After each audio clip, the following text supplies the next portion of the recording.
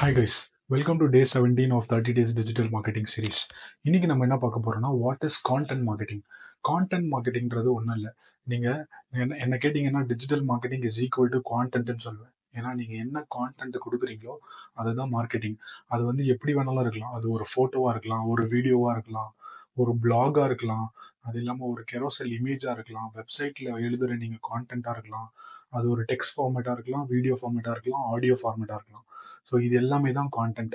So நீ content வந்து எந்த அளவுக்கு எஃபெக்டிவாக எழுதுறீங்களோ, இப்போ பார்த்தீங்கன்னா ஏகப்பட்ட டூல்ஸ் வந்துச்சு, லைக் சாட் ஜிபிடி, ஏஐ டூல்ஸ்லாம் ஏகப்பட்டது வந்துச்சு. ஸோ அப்படி வந்தும் நீங்கள் வந்து கான்டென்ட் ஒரு ஹியூமன் எழுதுகிற மாதிரி எழுதுனா மட்டும்தான் அந்த ஒரு ஃபீலிங்கை வந்து டச் பண்ணி கஸ்டமர்ஸோட நம்ம எங்கேஜ் ஆக முடியும். ஸோ அந்த மாதிரி கான்டென்ட் வந்து நீங்கள் எழுதணும் அப்படின்னா கமெண்ட்ல போயிட்டு கான்டென்ட்னு டைப் பண்ணுங்க. அது எப்படி எழுதணுன்றது நானே உங்களுக்கு டிஎம்ல அனுப்புறேன். Share it with someone who May need it.